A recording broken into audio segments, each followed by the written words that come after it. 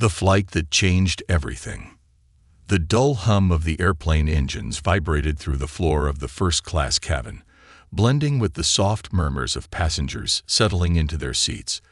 The scent of freshly brewed coffee and expensive cologne filled the air, a subtle reminder of luxury travel. Barack Obama shifted in his seat, adjusting his seatbelt as he glanced out the window. The runway stretched into the night, the glow of airport lights creating a golden halo against the inky black sky. This trip was supposed to be a rare moment of solitude, a break from the relentless pace of public life. Though years had passed since he left the White House, the weight of his past responsibilities never fully lifted. For once, there were no security briefings, no frantic aides whispering updates about global crisis, no expectations other than the quiet hum of anticipation before takeoff. A flight attendant approached, a polite smile masking an undercurrent of nervous energy. Her uniform was crisp, her blonde hair pinned neatly in place. She carried a tray with an assortment of drinks.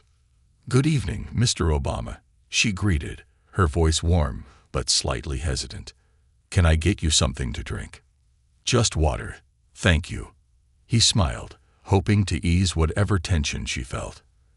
As she set the glass on his tray table, he noticed the slight tremor in her hands. This was something he had grown used to. The mixture of admiration, awe, and sometimes even apprehension when people realized who he was.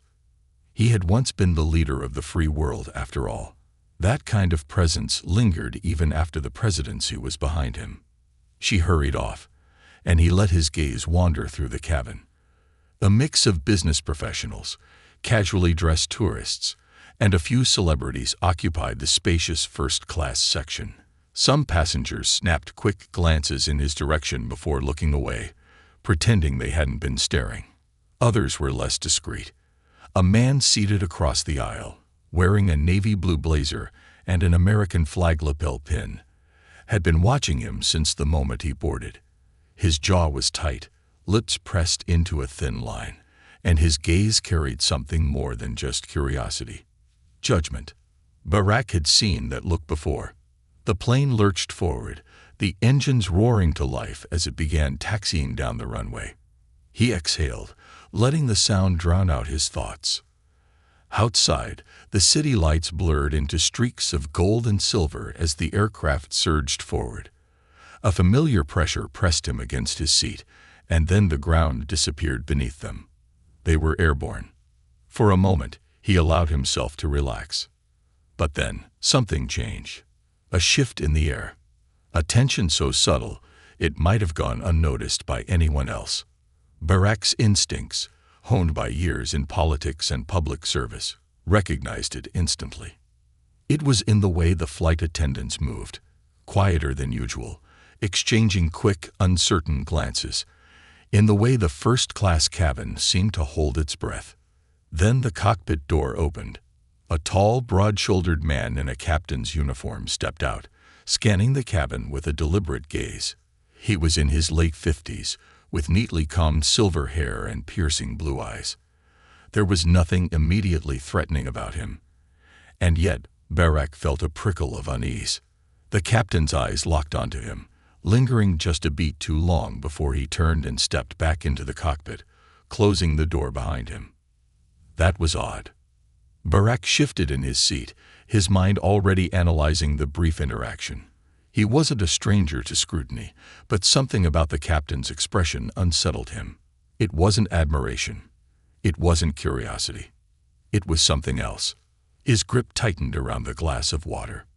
He wasn't alone in noticing the shift. A woman a few rows ahead, dressed in a beige business suit, turned to whisper to her seatmate, her voice low but urgent. Another man, wearing a baseball cap, glanced toward the cockpit with narrowed eyes. Something was off.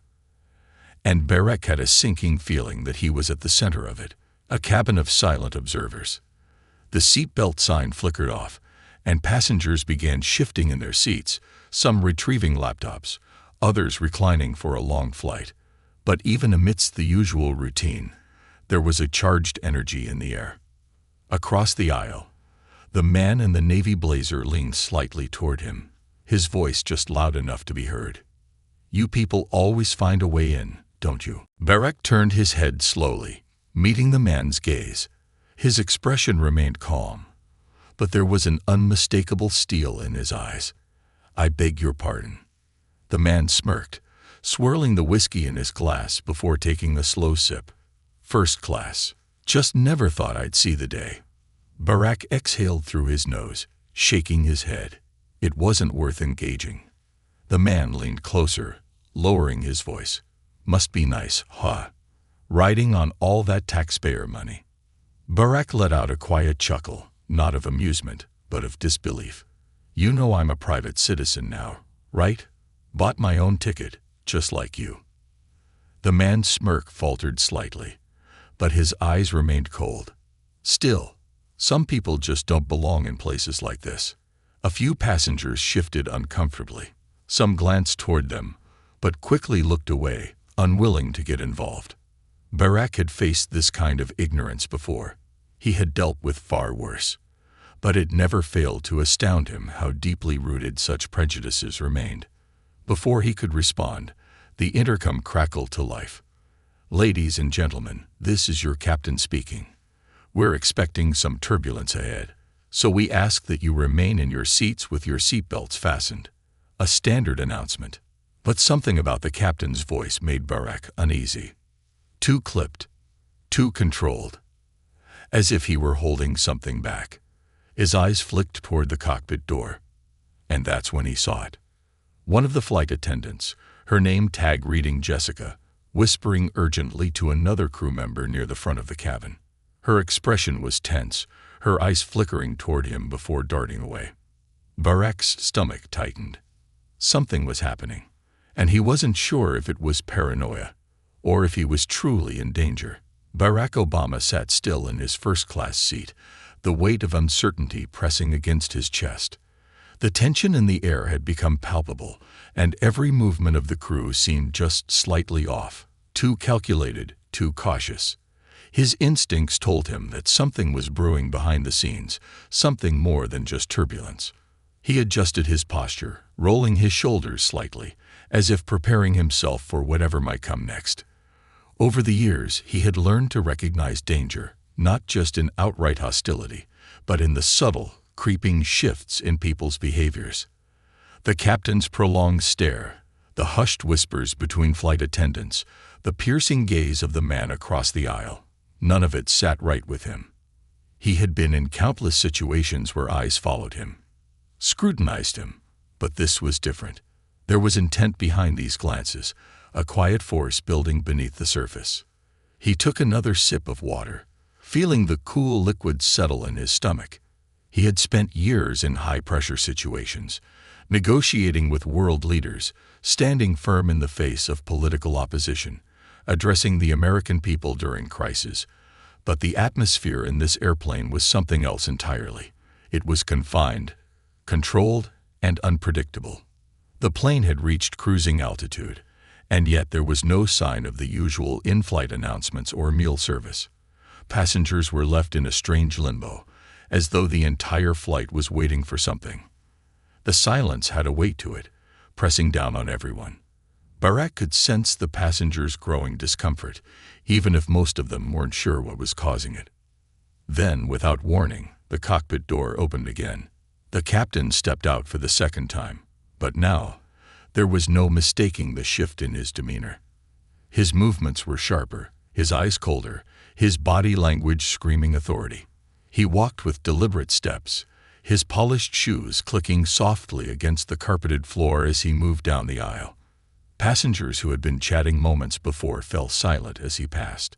Something about the way he carried himself, so rigid, so self-assured, sent a ripple of unease through the first-class cabin. Barak tensed slightly, but outwardly he remained composed. Years of dealing with people like this had trained him well. He watched as the captain stopped right in front of his seat, towering over him. The rest of the cabin seemed to hold its breath. "Mr. Obama," the captain said, his voice smooth but lacking warmth. "May I have a word with you?" Barak didn't react immediately, simply raising his gaze to meet the captain's. He measured the man's expression, searching for any sign of what was coming next. The captain's face remained unreadable, but the way his fingers curled into his palm gave him away. Barak leaned back slightly, keeping his voice steady. "Of course. What's on your mind, Captain?" The captain's jaw tightened for a brief moment, as though he hadn't expected such a calm response. He hesitated, then said, "I need to ask you to come with me. It's a matter of security." A murmur spread through the passengers. Barak heard the shift in their whispers, some alarmed, some curious. He caught a glance from the flight attendant, Jessica, her expression betraying a flash of concern. Barak tilted his head, feigning casual curiosity. "Security," he repeated. "That's a strong word. Perhaps you can clarify what the issue is." The captain's eyes darkened. "This isn't a debate, sir. Please follow me." The passengers were watching now, their gazes flicking between Barak and the captain, their expressions ranging from confusion to quiet discomfort. Some passengers had their phones out, not recording yet, but prepared to. The man across the aisle, the one who had been throwing pointed remarks earlier, leaned forward slightly, a smirk playing at his lips. He was enjoying this. Barak slowly unbuckled his seatbelt, his movements controlled. He wasn't about to cause a scene, but he wasn't going to be intimidated either. As he stood, he met the captain's gaze head-on, refusing to show any sign of weakness. "All right," he said, his voice even. "Lead the way." The captain turned sharply, walking toward the cockpit area with Barak following behind. The murmurs in the cabin grew louder, but no one moved to intervene. As they passed, Jessica, the flight attendant, took a small step forward, as though she wanted to say something, but the captain shot her a warning glance. She shrank back, pressing her lips into a thin line. The door to the cockpit wasn't the destination. Instead, the captain led him to a small galley area near the front of the plane, where another flight attendant, a man this time, broad-shouldered and serious, was waiting. The captain turned abruptly, facing Barak with his arms crossed. The flight attendant stood beside him like a silent enforcer. "I'll be direct with you," the captain said, his voice low but firm. "We've had reports of an unauthorized passenger on this flight." Barak blinked, taken aback for the first time. "Excuse me." The captain didn't blink. "Your name wasn't on the official security clearance list. Our protocols fly any unusual activity, and your presence on this flight raised some questions." Barak stared at him, then let out a quiet, incredulous chuckle. "Captain, I booked this ticket like every other passenger. I went through TSA, had my ID checked multiple times. You're telling me that after all of that, my presence is somehow unusual?" The captain's expression remained hard. "That's not the point. We follow strict security procedures on this aircraft, and when something doesn't add up, we take it seriously." Barak folded his arms, his patience thinning. "And what exactly doesn't add up?" The captain's mouth twitched, as if suppressing a smirk. "We have reason to believe there may have been an error in the booking system. A mix-up. Perhaps you boarded the wrong flight."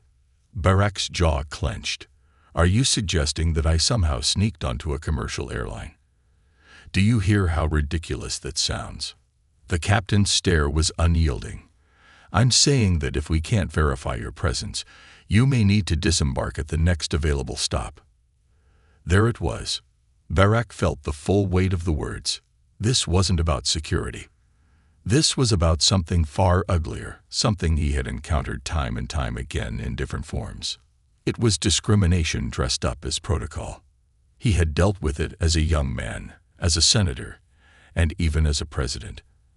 And now, here he was, facing it yet again, thousands of feet above the ground, with no easy way out. He let the silence stretch between them, watching the captain carefully. Then, in a voice quieter but sharper than before, he said, "Captain, I don't think this has anything to do with security. I think you're looking for an excuse." The captain's expression twitched. "I don't know what you mean." "Oh, I think you do." Barak took a small step forward, lowering his voice just enough so that only the captain and the flight attendant could hear him.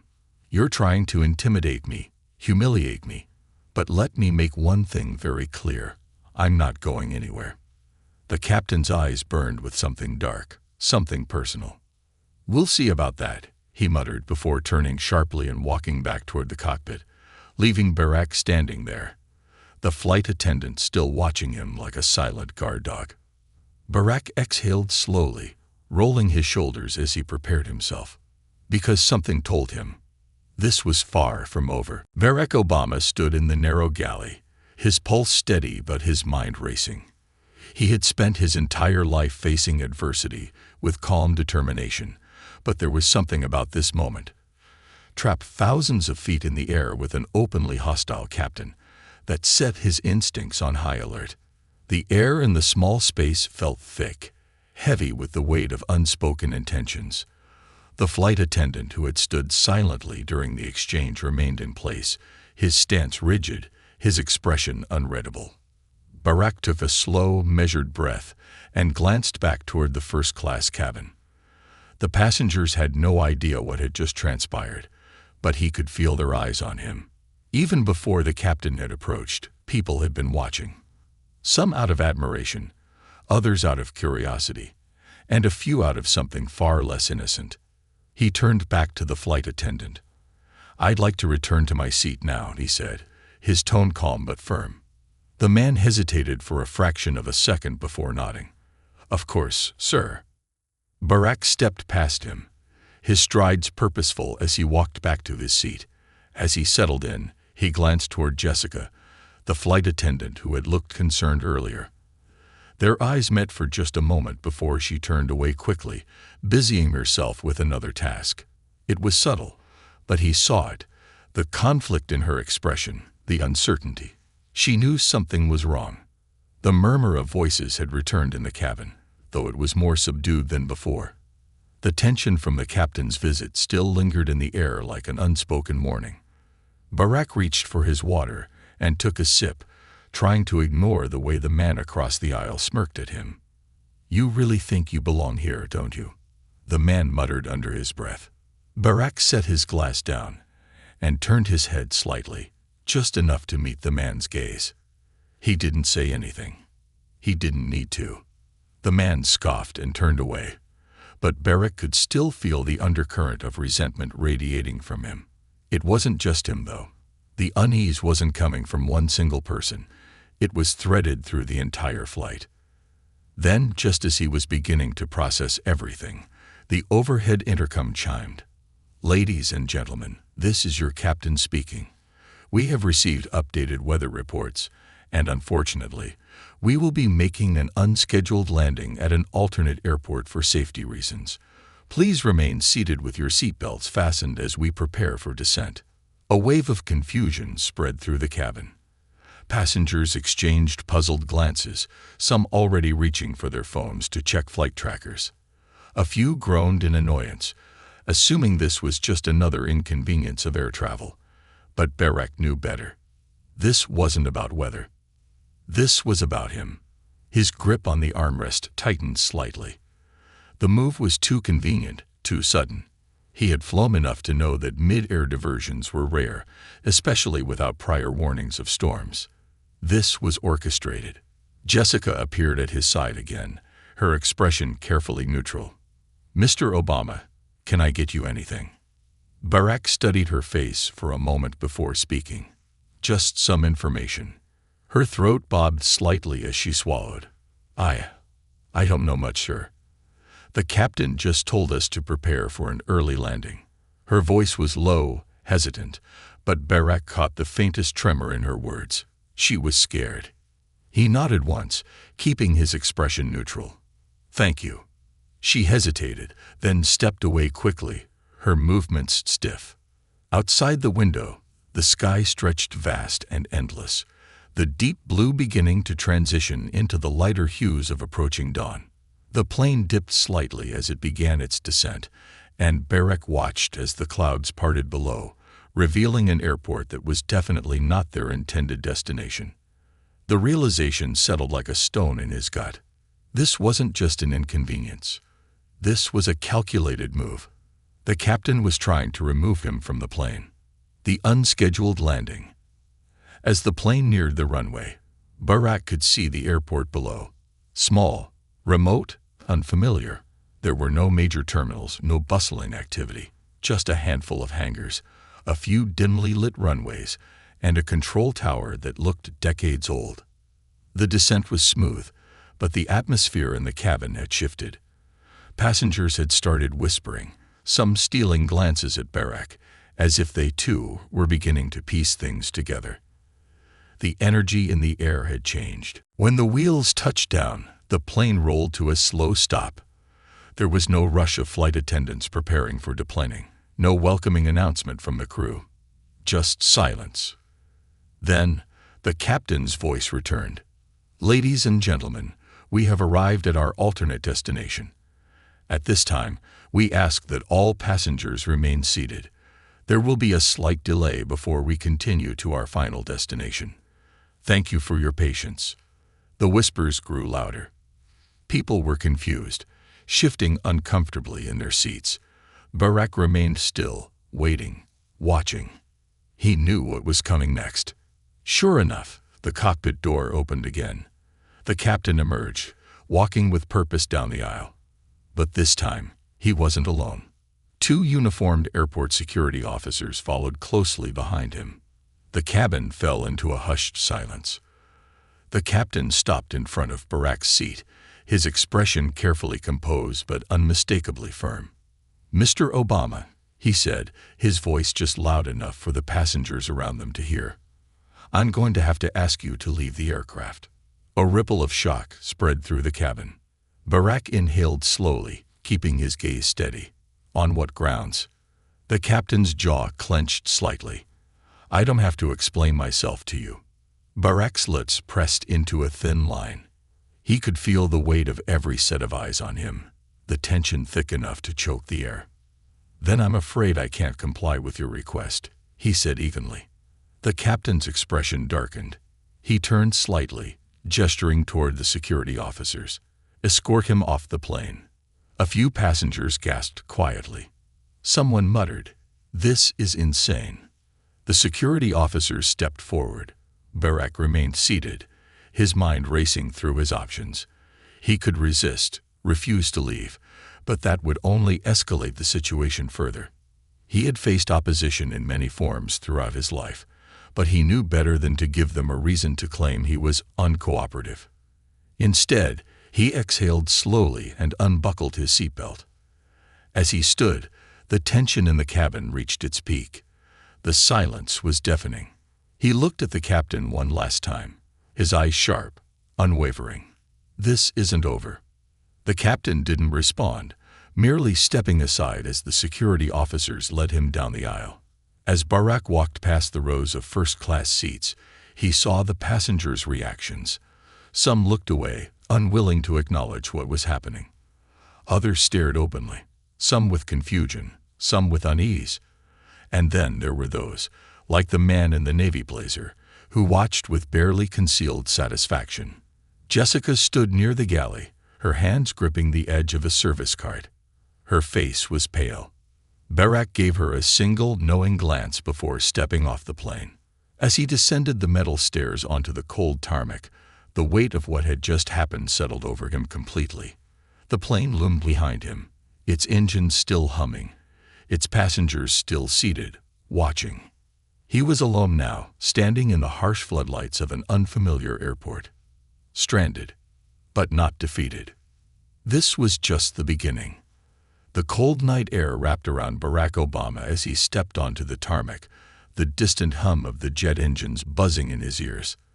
The floodlights cast long shadows over the cracked asphalt, making the desolate airport feel even more isolated. The two uniformed security officers who had escorted him off the plane stood a few steps behind him, their presence lingering like an unspoken threat. The plane's cabin door remained open, and though he couldn't see inside, he knew all the passengers were watching. He inhaled deeply, forcing his mind to remain calm.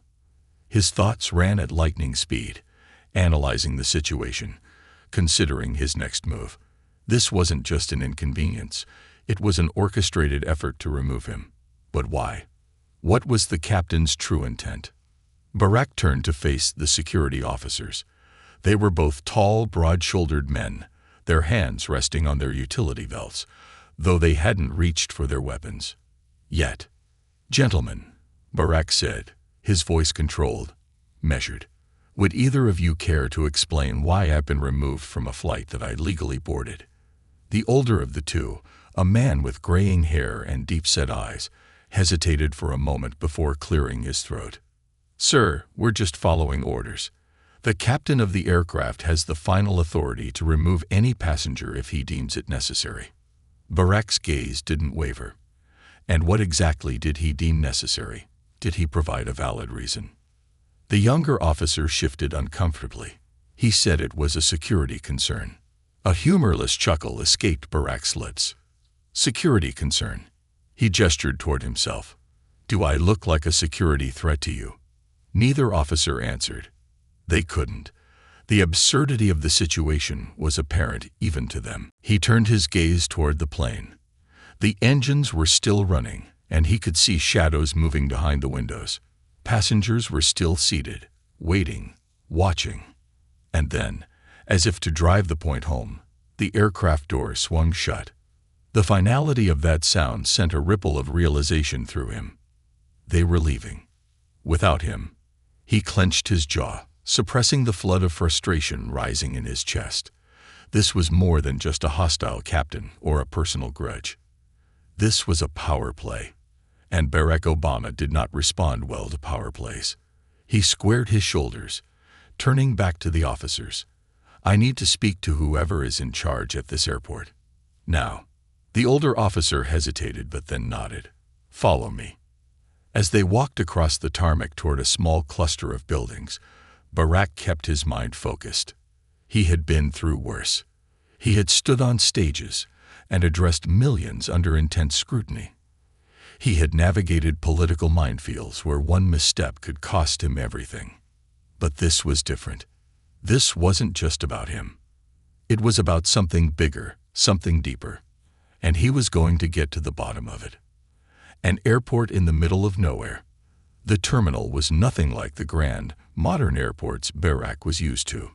It was small, almost forgotten, with flickering fluorescent lights and outdated signage. There was no sign of bustling travelers or airline representatives. Just a skeleton crew of night shift workers moving with the kind of sluggishness that came from working a job no one really cared about. The officer led him through a side entrance, bypassing security checkpoints, until they reached a dimly lit office. A balding man with wire-rimmed glasses sat behind a desk, his fingers tapping against a keyboard.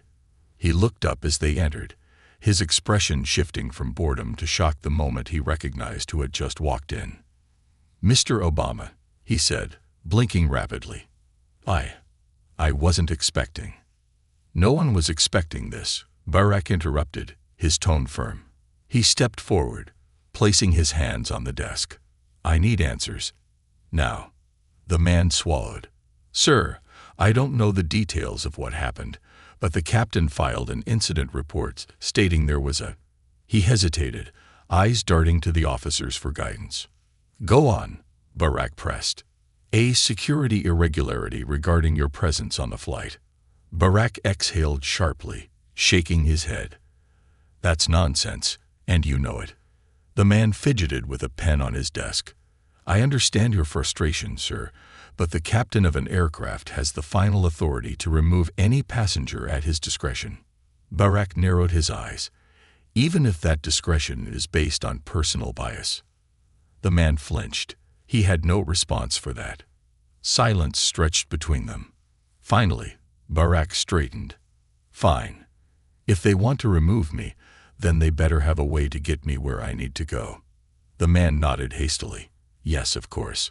We can arrange for transportation to the nearest city where you can book another flight." Barak's lips pressed into a thin line. He didn't like it. But at this point, he had little choice. The airport employee quickly made a call, arranging for a car to take him to the nearest transportation hub.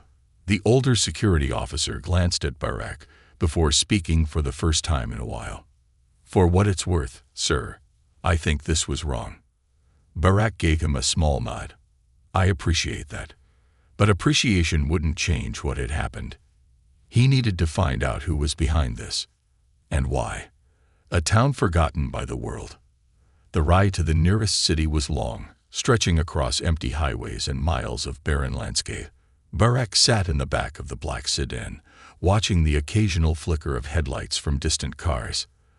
The driver, an older man with calloused hands, kept glancing at him through the rearview mirror, clearly debating whether or not to say something. Finally, he cleared his throat. "You don't belong out here." Barak smirked slightly.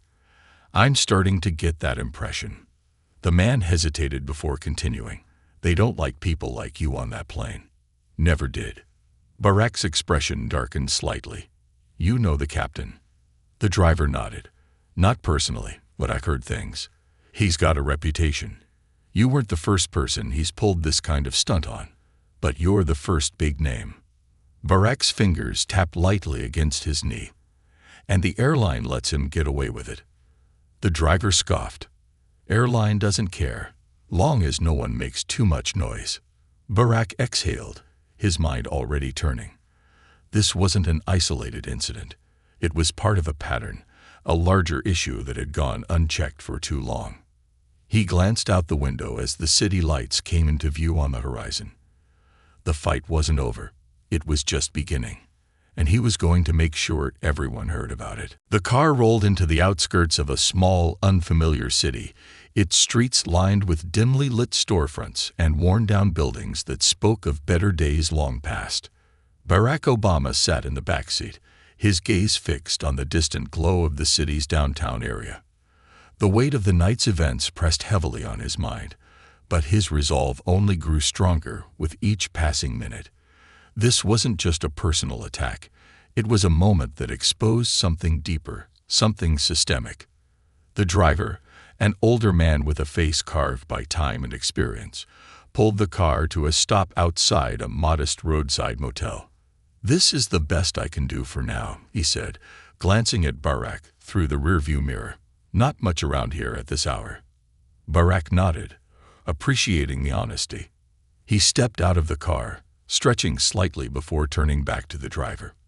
"I appreciate the ride." The man hesitated before speaking again. "You're gonna fight this, aren't you?" A small smirk touched Barak's lips. "What do you think?" The driver let out a dry chuckle. "Good. Someone needs to." With that, he pulled away, his taillights fading into the darkness. Barak turned toward the motel. The neon vacancy sign flickered weakly above the entrance, casting a dull red glow over the parking lot. He stepped inside, where the air smelled faintly of stale coffee and cleaning supplies. A tired-looking woman sat behind the counter, flipping through a magazine. She barely looked up as she pushed a registration form toward him. "Need a room?" she asked, her voice flat. "Yes," Barak replied, taking the pen she offered and filling out the form. He hesitated only for a moment when he reached the section for his name, knowing full well the reaction it could bring. But he had never been one to hide. He wrote Barack Obama in neat, bold letters. The woman's eyes flickered down to the paper, and then back up at him. A slow realization dawned on her face. Her mouth parted slightly. "Wait, are you?" "Yes," he said simply. She blinked, clearly thrown off. "Oh, wow. Okay. Let me get you a key." She fumbled with the drawer, pulling out a keycard and handing it to him. "Room 214, second floor. Sorry about the, everything." Barak smiled lightly. "It's all right." He took the key and made his way to his room, the exhaustion of the night settling into his bones. But sleep would have to wait. There were calls to make, plans to set in motion. He pulled out his phone and checked for service. 3 bars. Good enough. He dialed a familiar number. It rang twice before a groggy but sharp voice answered. "Boss." "Hey, Rady." Barak said, relieved to hear the voice of his longtime aide and friend. "I need your help." Reggie Love, his former bodyman and trusted confidant, was instantly alert. "What's going on?" Barak exhaled. "I just got kicked off a flight. No explanation, no justification. Just straight up removed." There was silence on the other end. Then, "What the hell?" "Exactly," Barak said. "And it's bigger than just me. The way it happened, the way they handled it. This isn't an isolated incident. I need to know who that captain is. I need to know if he's done this before. And I need to make sure the world hears about it." Reggie was already moving. "Say no more. I'll start digging." Barak nodded to himself. "Good. I'll be in touch." He ended the call, setting his phone down. His fingers drummed against the wooden desk in the motel room. He wasn't just going to let this slide. This was going to be a fight. And he was ready for it. The investigation begins. The next morning, Barak woke early, his mind still focused on the events of the previous night. He had spent his career facing obstacles, but this was different. This was personal. His phone buzzed. Reggie had wasted no time. "Got something," Reggie said the moment Barak answered. "That captain? Name's Richard Nolan. Been with the airline for over 20 years. And guess what? He's been reported before." Barak sat up straighter. "For what?" "Discrimination," Reggie said flatly. "Couple of cases buried under internal reviews. Some complaints from black passengers, some from flight attendants, but nothing ever stuck. The airline always backed him up." Barak's jaw clenched. "How recent?" "The last formal complaint was 2 years ago," Reggie said. "Filed by a black business executive. Said Nolan treated him with open hostility, accused him of suspicious behavior mid-flight." "Sound familiar?" Barak's grip on the phone tightened. "And they did nothing." "The airline issued a vague statement about reviewing procedures. Then it disappeared. The guy never got justice." Barak exhaled sharply. "Not this time." Reggie's voice carried a smirk. "I figured you'd say that. So, here's what we do. First, we get the media involved. We make noise.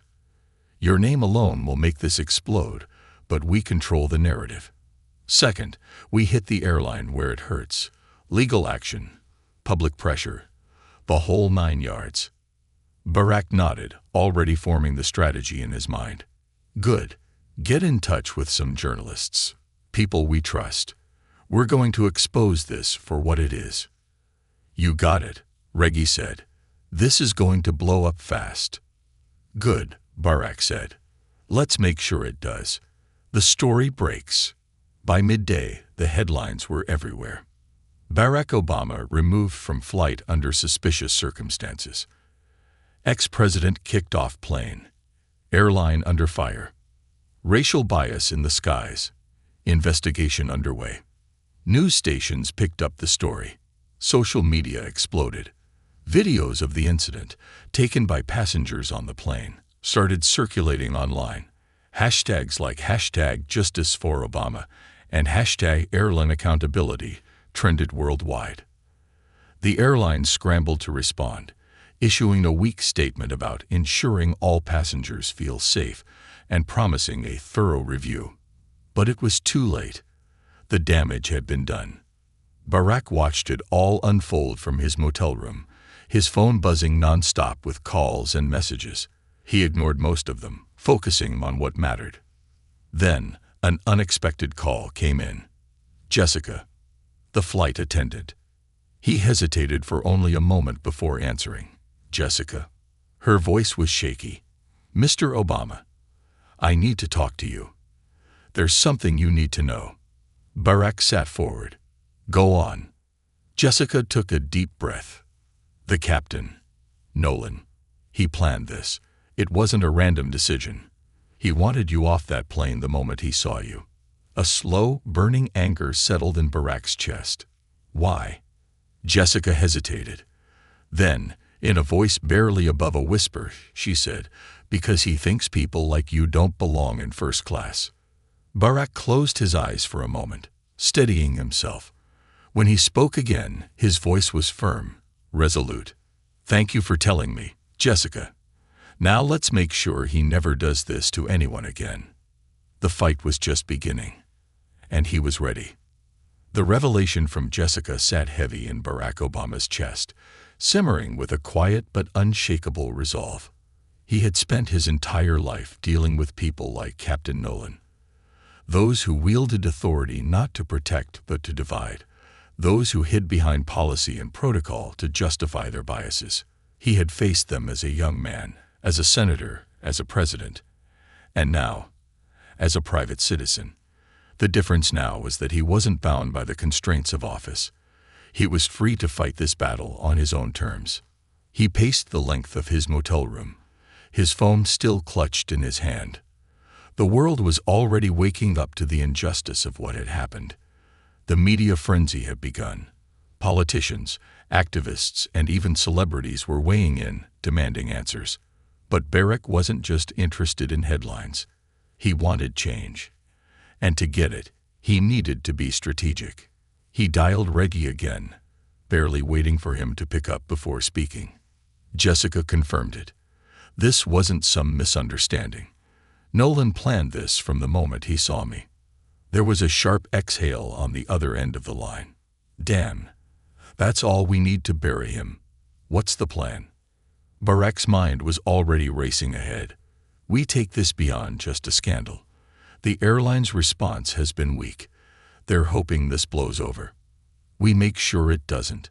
We push for a formal investigation, both into Nolan's history and the airline's policies. And we make it clear that this isn't just about me.